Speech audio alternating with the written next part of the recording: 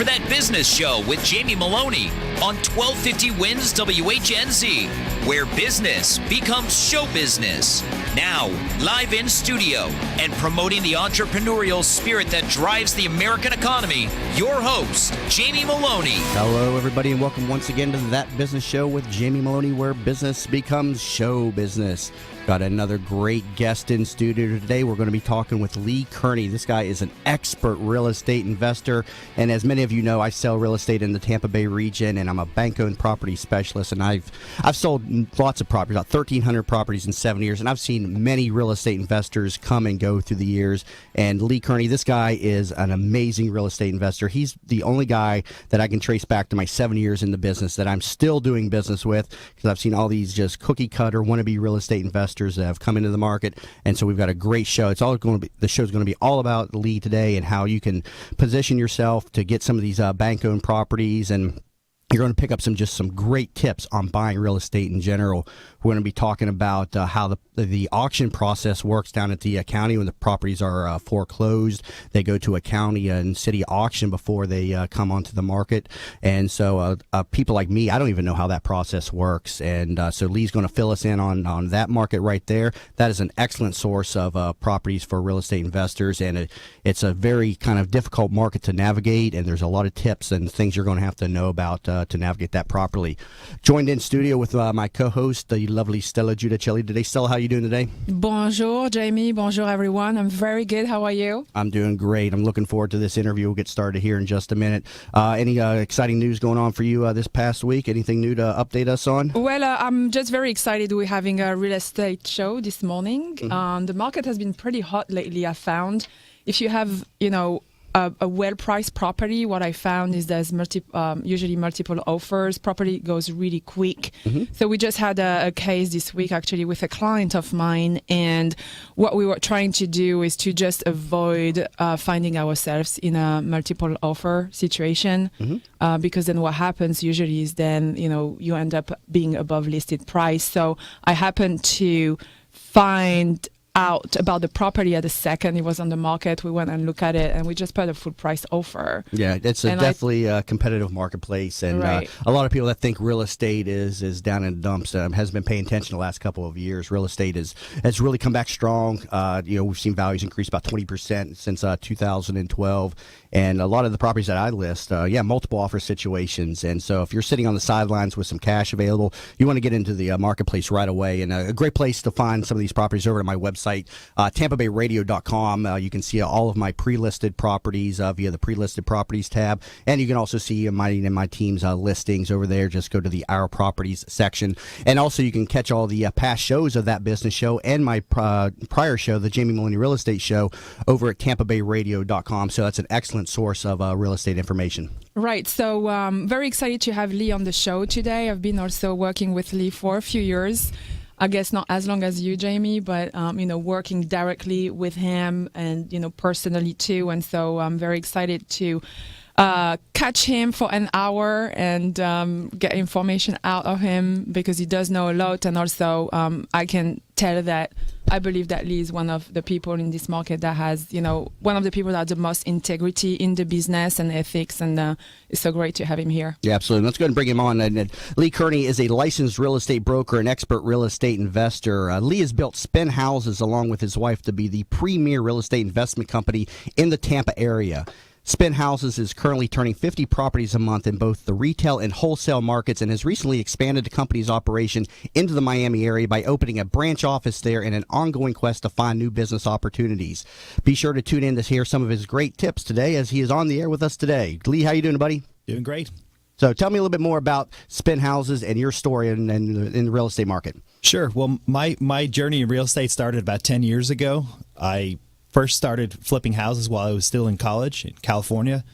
I bought one property, really, really poor neighborhood, but it was the only thing I could afford. Mm-hmm. So I get in at the bottom of the market there. Do you remember the price of it? I do. It was $130,000, and actually, the reason I remember it, I've got out right outside my office. I've got the HUD where I bought it and the HUD where I sold it, because it was my first flip. I remember you telling this story to me years ago that you were in college and you needed to make some money. Instead of going out and working, you thought, well, shoot, let's flip a property. I mean, what inspired you to do that?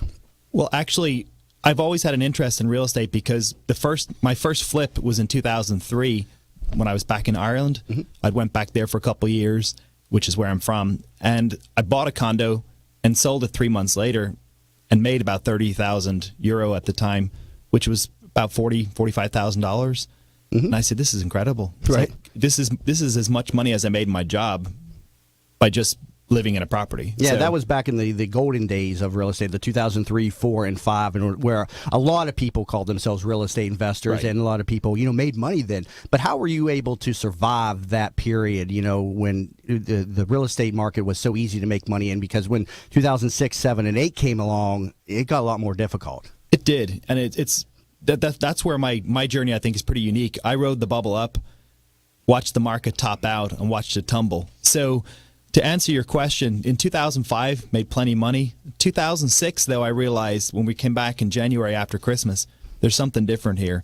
That's when I started to see the market crumble. I could see that stuff wasn't moving right away. There wasn't multiple offers. I could see that something's going on, and I didn't quite know what that was because I didn't realize as a new investor, I'd only been investing for a couple of years at that point, that the market was about to tumble. So we started reducing prices in 2006. The end of 2006, I'm holding a lot of inventory. So I'm now realizing there's a big problem. 2007, things here locally crumbled. And so by the end of 2007, I had made and lost over $1 million in 2 years in real estate. So I realized at that point, okay, I'm doing this thing wrong. And so I started to meet with a lot of my mentors and figure out where I'd gone wrong. And one thing I learned from the market crash is that in real estate, sometimes there's a time to buy and sell. Sometimes there's a time to buy and hold. And sometimes there's a time just to sit on the sideline. And my biggest mistake was not sitting on the sideline from 2006 to probably 2007 to 2009 or 2010. I think if I had sat on the sideline for 2 or 3 years, I would have made you were more a money. major player still during that time. That's when I started in real estate about April 2007. I met you right away. So, you were a major player, and I don't remember you making bad deals back then, at least not on my properties. Sure. Well, what was different about my strategy is that I didn't buy and hold at that point, nor did I buy and rehab. My strategy when I first met you, Jamie, was just wholesaling, because in a volatile market, the safest strategy is to flip properties, never actually hold them for a period of time. So I was buying properties from you and from other agents, marking them up $5,000 or $10,000. In some cases, double closing them. In other cases, hold them for a week or two. But it was a very sketchy market back then. So when I say it wasn't a good time to buy and rehab, the reason it's not good to buy and rehab, if prices are volatile, you can buy a property, put $20,000 into it, and end up selling it for less than what you paid for it. Now, talk a little bit about where you found the funds when you first started in real estate. You didn't just have millions of dollars in your pocket. You had to use, investors, things of that nature. Talk about the hard money market and the sources Sure. of funds. Well, back in 2005, credit was flowing. So I actually had some base capital, had some private money that I started off with. And what I did was I leveraged myself every time I bought a property. So I would buy a property today, and then next week I'd pull out a line of credit on it. So actually I was probably initially started out about 10 times leverage. Every time I'd buy a property, I would just immediately cash out of it. In fact, credit cards were so good when I first started flipping houses, I could get cash advances up to about $200,000 on credit cards. So you were cash advancing credit cards Yes. to also purchase these properties. Yeah, when I Incredible. first started buying at the courthouse 10 years ago, I would buy a property for $200,000, and I would fund it the next day on credit cards. It sounds so risky, to hear you do that. But that's what you got to do. If you're aggressive and you're an entrepreneur, you just find a way to get it done. So when I ran out of regular funds, I used whatever funds I had available, and that was the bottom of the barrel at that point. That's the funds I had available. Now, what about the private investors, the hard money markets and stuff? Those seem to have dried up over the last several years. I know there's some players in the game. There were a lot of people out there looking to lend on real estate in 2004 and 5. Talk to us a little bit about that. Sure. Yeah, the landscape's definitely changed in private money. There was a lot of private money flowing at around 15% interest rate, which may sound high to folks, but if you're holding a property for 3 or 4 months, that works out at 3 or 4% interest rate, which is not bad. If you're making 20% in a property, you pay a lender 3 or 4%, that's a good deal. What happened was, though, a lot of those lenders, when the market started to dry up in 06 and 07, they end up taking back properties in 08, 09. So a lot of the regular hard money lenders got burnt so badly, it either A, put them out of business, or now they're lending at such conservative LTVs, they're not competitive. Yeah, let's take a moment to explain the term hard money a little bit more. Talk to us a little bit about that for the people that aren't familiar with that term and what the going rate is right now on private money. Sure. Well, hard money, by definition, it's for real estate investors. It's not conventional lending. They basically look at the asset. In some cases, they look at the borrower, and they decide their risk based on what they're lending on, more so than the actual borrower that they're lending to. And there's some lenders that want to lend on flips, and there's other lenders that just want to lend on stuff you're wholesaling, and there's other lenders that want to lend on rentals. There's very few hard money lenders that want to lend to an actual homeowner because of the fact that the laws are different when you're lending to someone who's actually living in the home versus an investment property. So typically hard money lenders are there to fill a void in the market. And I'll give you an example. With our business, we buy at the courthouse. So we bid on a property today, we win it, we put down a 5% deposit, which is immediately taken from our escrow account with the county, and we got to fund 95% in the morning. Here's the crazy part. We don't get title for 2 or 3 weeks. So we have to have a lender that will wire in the money right away, understanding we don't have title for 2 weeks.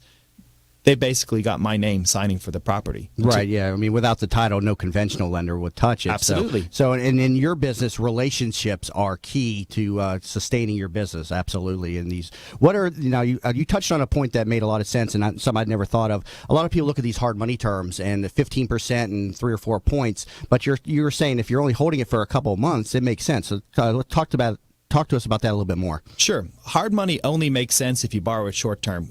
If you actually hold a property for a year and you're planning on making 20% and you pay 15% to a lender and you pay points, they're going to eat up all of your money. Hard money has a purpose. It's a tool to help you flip properties. But if you end up making monthly payments on it like a regular mortgage, it'll eat up all of your profits. And that's the thing that's interesting about our industry. Time is not your friend because the second you buy a property, you're paying taxes, insurance, and lender rates. So we're highly incentivized, as is every other investor, to flip a property extremely quickly because every day you're holding that property, your profit margin's shrinking. Yeah, and for people that aren't familiar, when we say the term point, a point is 1% of the mortgage that is borrowed against the property. So when you say 2 or 3 points, take 1% times 1, 2, 3 or whatever. So those are additional upfront costs that a borrower has to pay. And even with conventional lending, sometimes you see points. Basically, points are prepaid interest that you're paying on the loan. So some lenders charge that upfront to increase their profit margins. Yeah, they're trying to increase their yield, and so that's why they charge points. Sounds like some great information here, and I know a lot of people are getting some great points here. But I got to take a quick break. But coming back from the break, we'll begin talking more with Lee Kearney. He's an expert real estate investor in the Tampa Bay region, also down into Miami as well. But if you're just tuning in, you've been listening to That Business Show with Jamie Meloni, where business becomes show business. iMortgage Tampa appreciates and supports all veterans and their families. And as a thank you for your service, they have some unique products specifically for veterans. These programs include 100% cash out loans, renovation loans, and also a VA interest rate reduction loan. Please call them today at 813-523-4908. Again, that's 813-523-4908. Or online, search for iMortgage Tampa. iMortgage NMLS 174457. Equal Housing Opportunity Lender. Programs and eligibility subject to programs and guidelines. Tampa Bay weather is a roof killer. That's why when getting your roof done, you want it done right. Hi, I'm Jamie Meloni of the Jamie Meloni Real Estate Show. When considering a new roof or repair, talk to Westfall Roofing. They've been installing high-quality roofs in Tampa Bay for over 25 years. Get a free, no-obligation estimate by calling 855-99-ROOFING. Find out what already 15,000 satisfied customers already know. Call now, 855-99-ROOFING. That's 855-99-ROOFING. In the market for a reverse mortgage? Contact Access Reverse, a local company with personalized service in the Bay Area. Call them at 727-347-0305 or visit accessreverse.com for a no-cost, no-obligation consultation. They'll come to your home and speak with you about the best options for your reverse mortgage. Plus, they offer the lowest closing costs. Don't just get a reverse mortgage. Get the right reverse mortgage with Access Reverse. Visit accessreverse.com. NMLS number 4566. Bud Spriggs and Movement Mortgage want you to experience the thrill of one-day underwriting and the comfort in knowing your loans will be clear to close in record time. while the competition looks to a lost closing date. Bud Spriggs and Movement Mortgage focus on their 12-day clear to close. They do this by utilizing their world-class operations staff to underwrite your loan within 6 hours, process your loan in 12 days, and have your loan closed in time. Underwritten in 6 hours, cleared to close in 12 days. Bud Spriggs and Movement Mortgage. This report is brought to you by iHeartMedia. Looking for a way to increase your business? Ever thought about advertising on radio? iHeartMedia can customize a campaign to meet your specific needs. Call 844-BUY-RADIO. That's 844-BUY-RADIO. Or go to iHeartMedia.com. From the Bright House Network's Traffic Center, southbound 275, seeing the usual delay from I-4 into Howard, plan to burn a few extra minutes there. Reports of an accident northbound along I-75 at Big Bend Road, although no major delays at the time. And slowdowns in Pinellas County with a wreck along Tyrone Boulevard at 66th Street, as well as a crash along US 19 at Tarpon Avenue. See a problem on the roadways? Call the injury firm of Abrahamson and Uterwick Hillsborough Traffic Tip Line at 866-545-9595. Sunny skies today and a high of 67 tonight, mostly clear with a low of 41. Your weekend is looking great with sunny skies and the low 70s for your Saturday and Sunday. You're listening to That Business Show with Jamie Meloni on 1250 Wins WHNZ. Once again, here's your host, Jamie Meloni. Hello, everybody, and welcome once again to That Business Show with Jamie Meloni, where business becomes show business. Currently in studio, we're talking with expert real estate investor Lee Kearney, and you can learn more about Lee after the show over at TampaBayRadio.com. We'll get up a show recap, and we'll also get out all his contact information, as he's an excellent source for real estate properties in the Tampa Bay market. Lee, I was wondering if you can help me here. I often have clients lately who come to me and ask me about auctions, and they want to throw themselves into going and buying an auction, and I'm try to explain to them a little bit how it works. But I would like to take advantage of the fact that you're here to tell us more, how auctions work, and also what it takes for an individual future homeowner resident as a primary residence to go and just buy a property at the auction. Yeah. Sure. Well, first of all, what most people don't realize is it's a cash-only sale. So doesn't matter if you got a pre-approval letter, you got to pay cash. And that scares a lot of people away. So right there and then, it separates out most amateurs and it basically puts it down to just experts buying at the real estate auctions. So first of all, Florida is a judicial state, which makes it different from a lot of the states in the fact that it's got to go through an entire court process for a bank to actually foreclose on a property. So sometimes you've got banks that have spent anywhere from 6 months to, I've seen actually a case where it was 12 years old in Miami a couple weeks ago. It was a 2003 case they just foreclosed on. Mm-hmm. So if you can imagine as a lender, they're frustrated. 6 months to 12 years to foreclose on a property.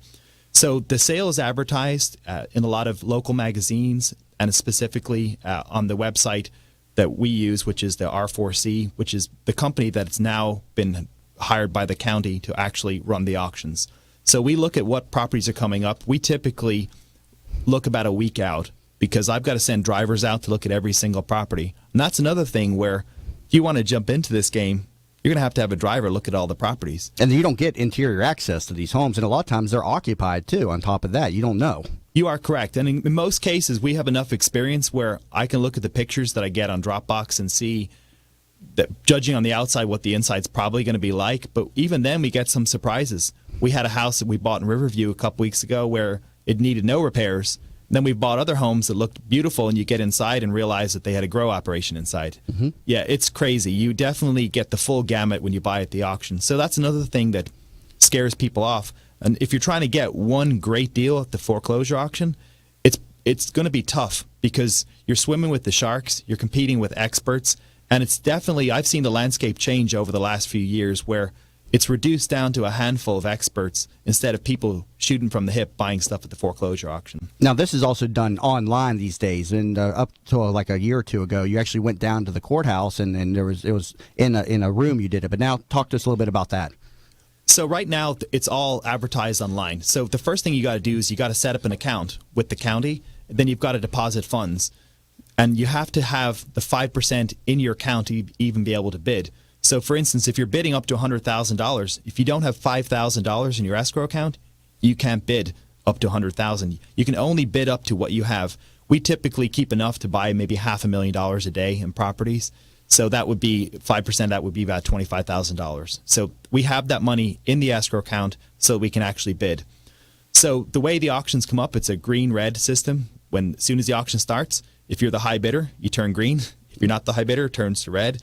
And then when it winds down to zero, the time, if you're green, you won the property. What about last-minute bidding? So you know on the site if you're the high bidder or not by the color of the Absolutely. So yes. Do you get people that kind of go back and forth in the last minutes, or how does that work? Well, there is some eBay-type strategies there where you can snipe a property. For instance, a lot of people don't realize that 30 seconds, if you bid at 31 seconds, it'll keep winding down to zero. But if you bid less than 30 seconds, it resets it back to 2 minutes. So there is strategies like that where investors try to get a competitive advantage. But the reality is, it's the highest bidder wins. People typically know what they're going to pay for a property, and the rest of it's just they'll go up to that bid no matter what the bidding strategies are like with other competitors. So they'll typically just go to their max bid. Mm-hmm. Clients do ask me about auctions, and they see websites such as auction.com, and they want to buy a property to reside in it, and they see a property they like, and they telling me that they've heard people doing it and that they are about to do it. What do you think of that? Well, I think that if you're going to buy from a county foreclosure auction, you should go straight to the county, because if you're dealing with a third-party vendor, you're now paying a third-party vendor to then pay the county. That leaves it open for a lot of mistakes. And I'll give you a classic example of that. If you buy a property today, it's got to be funded by the next business day at 12 p.m. 100% funded? Well, they swipe 5% out of your escrow account right away. So that the 95% plus the auction fees must be paid by 12 p.m.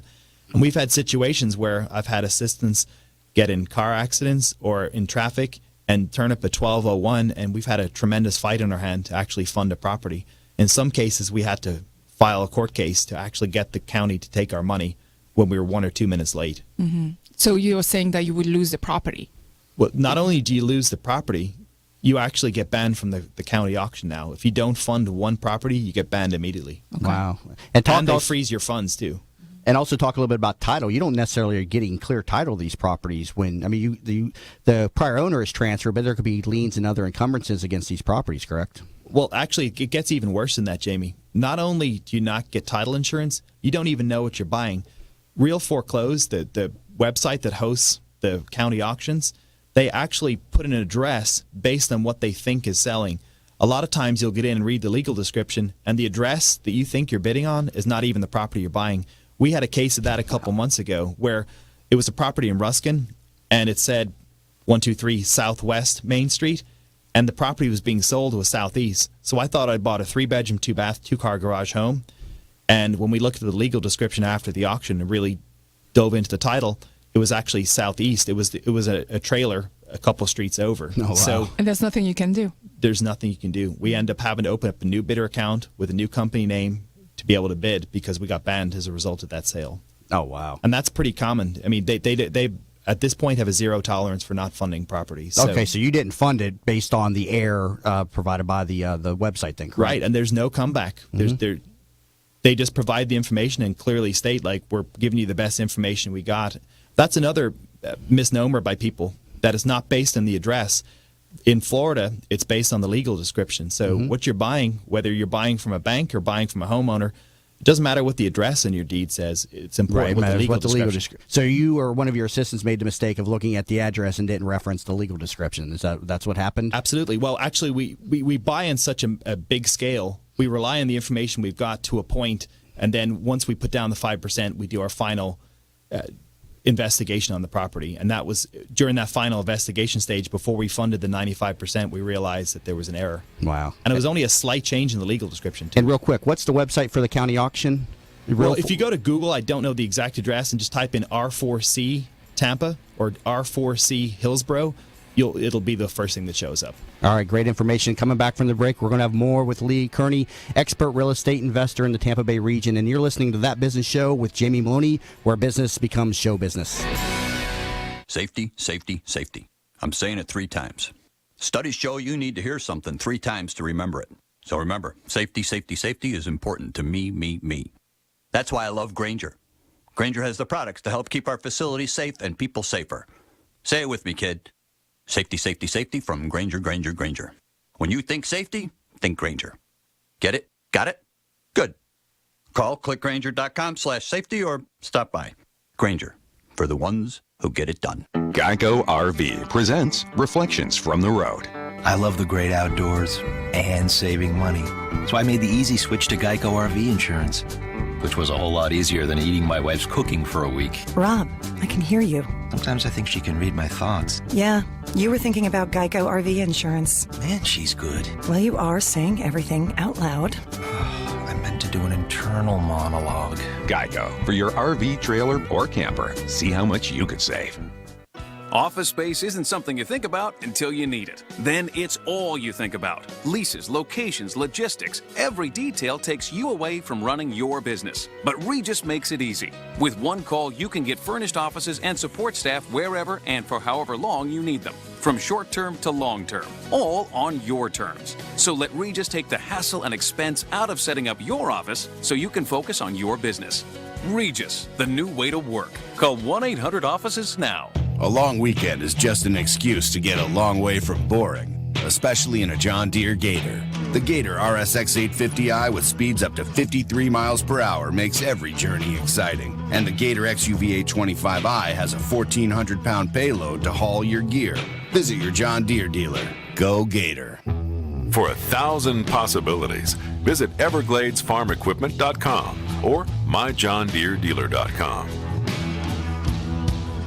This report is brought to you by the Foundation for a Better Life. While many rose up with violence, he sat down for peace. Mahatma Gandhi reached out with the strength he cultivated within his soul. So, pass it on from the Foundation for a Better Life at values.com. From the Bright House Network's Traffic Center, southbound 275, seeing the usual delay from I-4 into Howard. Plan to burn a few extra minutes there. Reports of an accident northbound along I-75 at Big Bend Road, although no major delays at the time. And slowdowns in Pinellas County with a wreck along Tyrone Boulevard at 66th Street, as well as a crash along US 19 at Tarpon Avenue. See a problem on the roadways? Call the injury firm of Abrahamson and Uterwick Hillsborough Traffic Tip Line at 866-545-9595. 1250 winds, weather center forecast. Temps today getting into the mid-upper 60s. Could see a few low 70s inland. Sunshine, plenty of sunshine today. Overnight lows dipping into the mid-upper 40s. Impact Radio, 1250 winds. You're listening to That Business Show with Jamie Meloni on 1250 Winds WHNZ. Once again, here's your host, Jamie Meloni. Welcome back, everybody, to That Business Show with Jamie Meloni, where business becomes show business.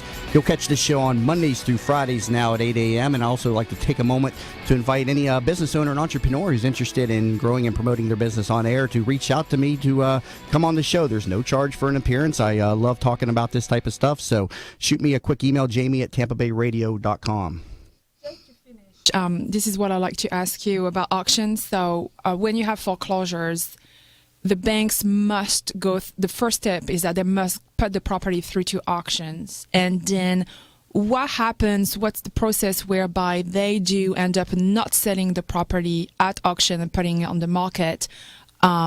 What's the process for that? I have clients telling me, oh, the bank, when I look at the public records, the bank bought the foreclosure for $30,000, and I'm telling them this is not really actually what they bought it for. Can you explain that to us? Sure. Yeah. Again, there's a lot of misinformation there, so I'll explain that process. So what happens is there's a third-party bidder. That's what a bidder like me, we're called third-party bidders. We bid on the property up to the maximum that we would pay. If the bank is willing to take it back for more money, they'll outbid us. So when you see $30,000, it means that a third-party bidder more than likely bid the property up to $30,000, didn't win it, and the bank took it back. So how did you take it back? Do they don't pay money, do they? They are the foreclosing entity, and so a lot of people say, "Oh, I see the bank paid $50,000." I tell them it doesn't make sense. They're already out $200,000. You know, they just foreclosed. They're not going to pay another $50,000 on top of that. They just had to compete against a third-party investor, and that's what you see in public records as the amount transferred. You only see the highest bid. You don't really see any money that was exchanged for the property. Well, actually, there is doc stamps. So if you've got a $1 million property, and a third-party bidder wants to be a jerk, they can bid the bank up to $1 million, and they're going to have to pay doc stamps on that, which is 70 cents per 100. Per 100. So that's going to really hit the bank for a lot of money if someone decides to bid them up. And I think you've told me in the past that some investors like to mess with some of the banks for that very reason, depending on who it is, correct? Yeah, I've seen the full gamut of games happen at foreclosure auctions. I mean, when the auctions were live, the clerk instituted a rule where you had to bid $100 increments. So we would have people, no names mentioned, would bid $100,001. The plaintiff's attorney would bid $100,100, which was only $99 more, and not win the property. Yeah, so go ahead. There were some major lawsuits that exchanged back when the auctions were live over stuff like that. And it's a challenge for the banks because, I mean, they got properties all across the nation, and they don't know what these properties are worth. So what they do is they rely on local real estate and agents to do BPOs, where are broker price opinions, to drive by the property and give them an opinion of value. And they'll get a number of those, compare them, reconcile the value. Some of them will get a full-blown appraisal. But keep in mind, a lot of these, they don't have interior access to these properties, so they're just going by a drive-by approach. And so based on what they deem the value to be, that's usually what they're going to bid up to. The reasoning is if an investor is willing to pay more than what the BPO value is, then they'll let the investor take it and they'll recover more money that way. Yeah, what we've seen at the auction is that typically if it was a bank that bought an asset pool and they weren't the originating lender, they're the ones that discount it at the courthouse steps. Now, if you've got a lender that has mortgage insurance, they're going to foreclose on the property, take it back because they can collect their mortgage insurance. But if you've got a bank that paid 10 cents for a $100,000 mortgage and they only paid $10,000 for that mortgage, and they can sell it right there at the courthouse steps for $20,000, they're going to discount it and sell it right there and then. Yeah, and a lot of times, though, the properties after the auction, they don't convey to a third-party bidder. A lot of them do come onto the market, and that's when I get involved as the foreclosure properties and stuff. So that's the process they go through in Florida, being that it's a judicial state. A borrower gets a lis pendens filed against them. They, go through their, the court case. It comes down to a final judgment. Goes down to the county auction. Third-party bidders compete for it, and if the third-party bidder does not, submit a high enough bid, title rolls back over to the lender, and then they throw them over to people like me to sell. And in a nutshell, that's how that works, and a lot of great information from Lee on some of the inner workings of it as well. Right, and what I'm seeing too is I have clients coming to me and seeing on Zillow, for example, that property is a pre-foreclosure, and they get excited, they love the property, they want to wait for it. And I'm telling them that when a property is being owned by the bank, you don't know when it's going to come back on the market and where you're going to find it. Is that correct? Well, that's true. You hear terms of ghost inventory, zombie inventory, terms like that thrown around, and that's because a lot of the banks don't realize what assets they even own because they got so confused through securitization and transferring of assets and assignments of mortgages. Sometimes they got to figure out what they've actually got. You've got a lot of these big foreclosure mills still processing thousands of foreclosures. And so the banks are sometimes struggling to figure out what they actually own. What I've seen lately is that the banks are pretty aggressive because now that the market's increasing and they're getting a handle on what properties that have bad loans on them, what properties are coming through the foreclosure process, I'm seeing properties with lock exchange within a day or two.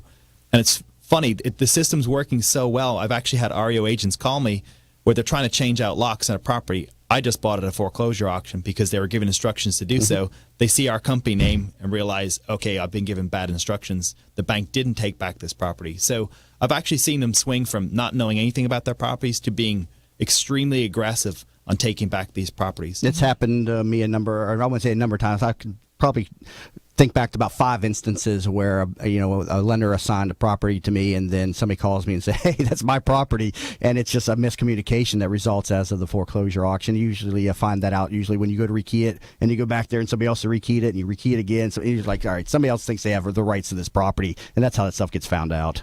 Yeah, it's true. Yeah, we've been through that several times on many properties where the locks keep getting changed and you keep posting a notice and then they post a notice. So it's funny. Yeah, and I always advise buyers as well as real estate agents. I mean, when the properties are on the local MLS for sale and they're a foreclosure, I mean, you're going to probably 30 or 40% of the sales run into some title problem that's going to delay the closing. So if you're in the market to buy a property and you need to be in by a certain date, you might want to shy away from the bank-owned properties because you're going to hit closing delays, whether it's title issues or HOA past due balances, which are a huge issue in Florida, but you're going to run into some type of title problem. That's absolutely true. It's very difficult, even after the sale, to buy a property from the bank. You would think that they're motivated to get rid of these properties, but it is tough. It's tough to actually get a closing through due to all of the title issues. You've got borrowers that didn't pay credit cards, hospital bills, car payments, and even maintain their property. And so all of that transfers to being a problem when the bank goes to sell the property. So let me think, hence the benefit of dealing with you, because you go buy the properties there, you really know what you do. And so when you now have the properties to offer to the public, it's clean of liens and it's just all ready to go. You are correct. A lot of what we do is not only cleaning up the property, it's cleaning up the title, because the title is so screwed up in a lot of cases where we have to spend time to navigate through the legalities and figure out which stuff we can settle, how we can settle it, and clean up the mess. I mean, we've taken back properties with $1 million liens from the county.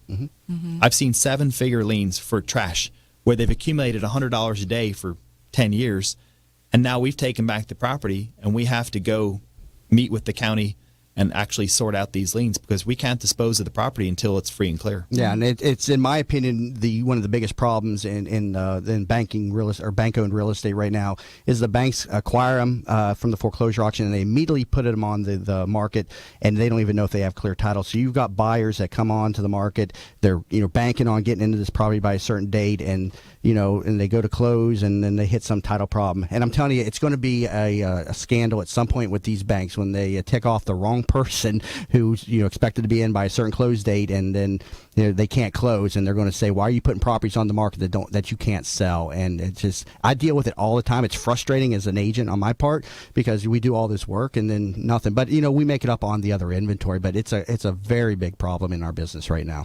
Absolutely. Just to give you an example of that, we're in the middle of a civil suit with a bank regarding the fact that they sold us a property while there was an objection to the foreclosure sale that they'd just taken back. They didn't disclose to us that there was an objection to that sale. They sold us the property. After they sold us the property, the previous owner won in court and got title back to the property and reversed the foreclosure sale. So now I've paid the bank close to $100,000 for a property that I don't own. And I'm 4 months into that. I'm not trying to sue to get any sort of damages. I just want to get my money back at this point. But it's going to be a 6 or 8 month court process just to get my money back. Yeah, and that's a bank-owned property that we purchased, and we're experienced investors. And because the sale before us got unwound, we don't own the property. And the homeowner just laughed at us when we went to go file an eviction. Yeah, and you talk about the objection period. That's a 10-day period, correct, in Florida. Talk to us a little bit about that post-auction. Well, it's interesting that you mentioned that. That's another wrinkle in the foreclosure process. Technically speaking, there's a 10-day period. It's a cooling-off period where they issue certificate of sale the day you buy the property, but then the certificate of title is not issued until the 11th day. However, during that cooling-off period, someone can file an objection. I've seen objections filed after that 10-day period, even after we've got title, and we still have to go fight that. So what most people don't realize that all titles aren't the same on a property. If you receive a warranty deed from a seller, you as a seller are actually warranting the title on that. So you're giving a lot of guarantees. If you take a quitclaim deed from someone, that person's all they're doing is quitting their claim to the property. So without delving into all of the legalities, there's a big difference in the way you take title. So people need to take notice of that. But I've seen objections filed after that 10-day period, Jamie. Yeah, there's so much known. This is just some great information. Got to take a quick break to hear from some of our sponsors. Coming back from the break, we'll hear from Malcolm Tennant with Access Reverse. He's got some updates going on in the reverse mortgage market, so we're going to get that information out to the public as well. But if you're just tuning in, you've been listening to That Business Show with Jamie Meloni, where business becomes show business. iMortgage Tampa appreciates and supports all veterans and their families. And as a thank you for your service, they have some unique products specifically for veterans. These programs include 100% cash-out loans, renovation loans, and also a VA interest rate reduction loan. Please call them today at 813-523-4908. Again, that's 813-523-4908. Or online, search for iMortgage Tampa. iMortgage NMLS 174457. Equal Housing Opportunity Lender. Programs and eligibility subject to programs and guidelines. Tampa Bay weather is a roof killer. That's why when getting your roof done, you want it done right. Hi, I'm Jamie Meloni of the Jamie Meloni Real Estate Show. When considering a new roof or repair, talk to Westfall Roofing. They've been installing high-quality roofs in Tampa Bay for over 25 years. Get a free, no-obligation estimate by calling 855-99-ROOFING. Find out what already 15,000 satisfied customers already know. Call now, 855-99-ROOFING. That's 855-99-ROOFING. In the market for a reverse mortgage? Contact Access Reverse, a local company with personalized service in the Bay Area. Call them at 727-347-0305 or visit accessreverse.com for a no-cost, no-obligation consultation. They'll come to your home and speak with you about the best options for your reverse mortgage. Plus, they offer the lowest closing costs. Don't just get a reverse mortgage. Get the right reverse mortgage with Access Reverse. Visit accessreverse.com. NMLS number 4566. Bud Spriggs and Movement Mortgage want you to experience the thrill of one-day underwriting and the comfort in knowing your loans will be clear to close in record time. While the competition looks to a lost closing date, Bud Spriggs and Movement Mortgage focus on their 12-day clear to close. They do this by utilizing their world-class operations staff to underwrite your loan within 6 hours, process your loan in 12 days, and have your loan closed in time. Underwritten in 6 hours, cleared to close in 12 days. Bud Spriggs and Movement Mortgage. This report is brought to you by iHeartMedia.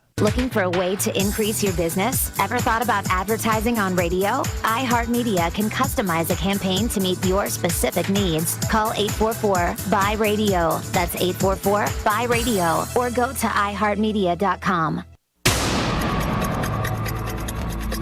From the Bright House Network's Traffic Center, southbound 275, seeing the usual delay from I-4 into Howard. Plan to burn a few extra minutes there. Reports of an accident northbound along I-75 at Big Bend Road, although no major delays at the time. And slowdowns in Pinellas County with a wreck along Tyrone Boulevard at 66th Street, as well as a crash along US 19 at Tarpon Avenue. See a problem on the roadways? Call the injury firm of Abrahamson and Uterwick Hillsborough Traffic Tip Line at 866-545-9595. Sunny skies today and a high of 67 tonight, mostly clear with a low of 41. Your weekend is looking great with sunny skies and the low 70s for your Saturday and Sunday. You're listening to That Business Show with Jamie Meloni on 1250 Wins WHNZ. Once again, here's your host, Jamie Meloni. Welcome back, everybody, to That Business Show with Jamie Meloni, where business becomes show business. I want to go over to one of my expert contributors to the show, Malcolm Tennant, who is the Chief Operating Officer of Access Reverse Mortgages, and his company has seen the funding of over 1,000 reverse mortgages. Malcolm, how are you doing today? Doing wonderful, Jamie. How are you? Doing great. So what do you got for us today? I know a lot of changes are going on in your business right now. We want to get that message out to the marketplace. Yeah, absolutely. You know I'm passionate about getting the word out about reverse mortgages as a mainstream financial planning tool, but there is something coming up here March 2nd that's going to change the landscape for some people. Anybody who's had, right now it's pretty much wide open as far as qualification. Pretty much anybody age 62 and over can get a reverse mortgage. But March 2nd, we have financial assessment coming in. And for a certain segment of the population, that's going to mean that they may no longer qualify or will qualify for less money. So if anybody who's considered a reverse mortgage any time in the future, who's had any kind of a negative credit event in the last couple of years, I just encourage them to give us a call and let us run through if that's likely to affect them. And if it is, then we can probably get them grandfathered in under the old rules now. But time is short on that. Another week or so is about all we've got to get started on it. All right, and what's the best way to get in touch with you, Malcolm? Call us directly at the office in Pinellas at 727-347-0305, 727-347-0305. The toll-free number is 800-806-7126. And the website accessreversemortgage.com as well, correct? Exactly, or through your website. Absolutely. You're up on the page, TampaBayRadio.com. Malcolm, thank you very much for the update, and look forward to hearing from you again soon. Talk to you soon. Thanks, Jamie. Thanks, Malcolm.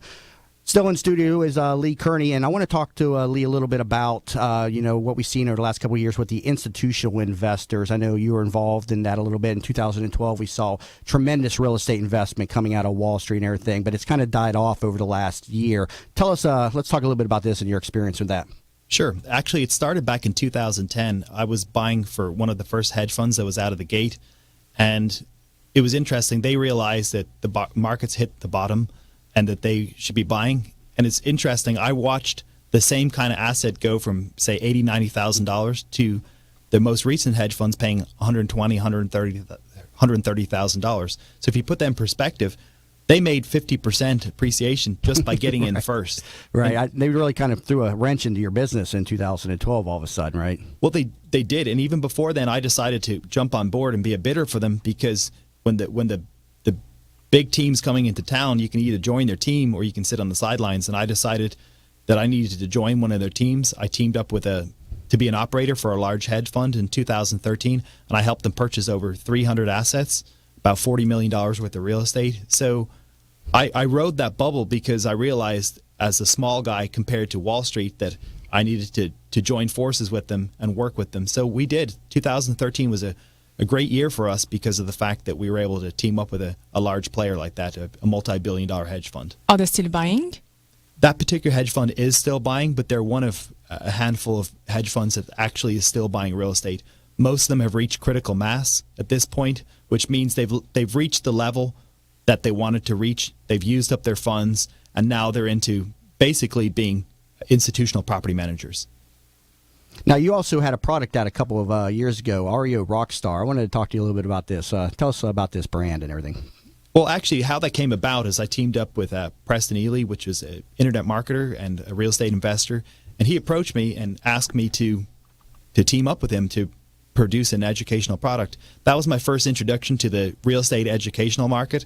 It was a great ride. Did that for a couple of years. Really learned a lot. Did a lot of speaking events in Las Vegas, Los Angeles, several cities throughout the U.S. and it was very interesting. I'm glad I did it because it's one of the things I can speak to in my experience that, yeah, I've done that. I know how it works. And it's a very interesting industry, and it's amazing how much time, energy, effort, and money people will pay to learn about real estate. I was quite shocked, to be honest with you. I think that demonstrates a great, product, or a point about being an entrepreneur is productization. I mean, you took your knowledge in real estate and put it to a product, that the marketplace ate up. Correct? Yeah, it's funny. We brought that out when we launched the product. We sold $1 million in 2 days.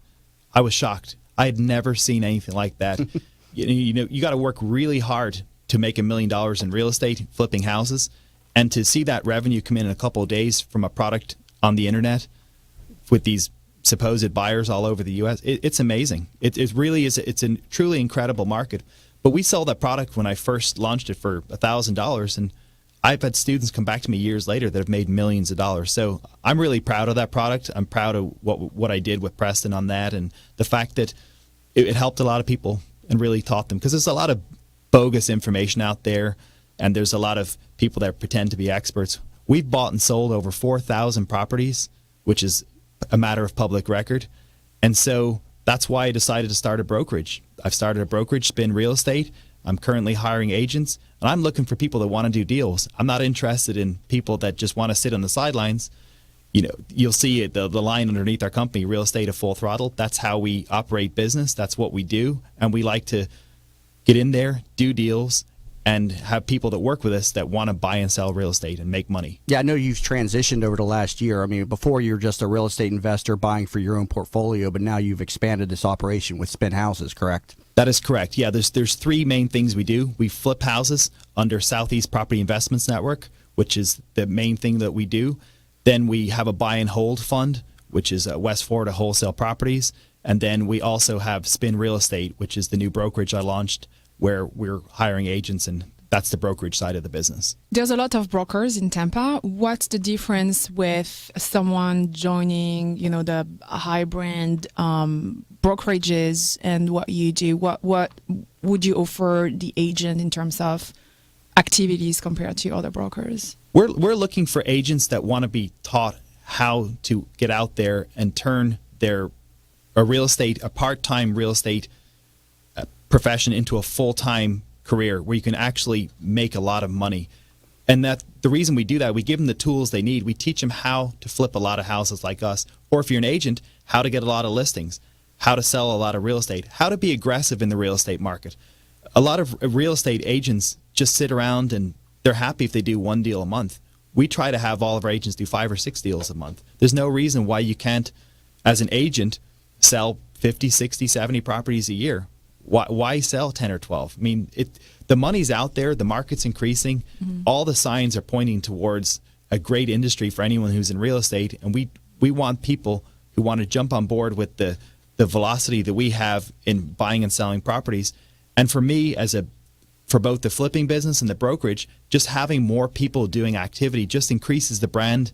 And when you surround yourself with people that are making money, it's inspiring, and you either jump on board with that or you go somewhere else. And so it's definitely infectious when you get into our business, because we're doing deals. We're buying and selling 4, 5, 6 properties a day, every single day of the week. How many people do you have in your team right now? In my Tampa office, I've got 16 people. In my Miami office, I've got 5. Okay. And you've expanded operations into Miami. What's the difference that you're seeing in that market versus the Tampa market in terms of the real estate in landscape? summary, Miami is the Wild West. As crazy as I thought real estate could get in the Tampa Bay area, it's even crazier. Just to give you an example, an eviction may take 45 to 60 days in Tampa. Mm-hmm. We've had evictions for close to 9 months in Miami. Yeah, no, there's a lot more regulation in city and county ordinances you've got to deal with in Miami that we don't have here, correct? Well, I think that for me as a real estate investor, I've seen a more litigious culture. I mean, if you turn on the TV down there, every moment of the day, there's some attorney telling people how they can stay in their house without paying any money. And that's all day, every day. And so they're heavily promoting that side of things. And it goes back to the fact that Florida is a judicial state, which means there's a lot of loopholes for delaying foreclosures. I'd never seen a 12-year-old foreclosure until a few weeks ago in Miami. Mm-hmm. Yeah, I've seen them probably 4 and 5 years, but yeah, 12, I had not seen that. Man, that's incredible. Yeah, man. it's a record for me. Yeah. So, well, we got about a minute left. Lee, give us contact information for people in the website, how they get in touch with you. Yeah, our website is www.spinhouses.com. And our phone number is 813-675-0916. And my direct email is lee@spinhouses.com. Lee, great information today. And I tell you what, I learned stuff. You know, a lot of people consider me a real estate expert, but I learned stuff today. We learn things every day. Absolutely. Mm-hmm. I mean, this guy has been a wealth of information, and I'm grateful that I know you. And thank you very much for coming in studio today. Great interview today. Thanks for having me. Absolutely.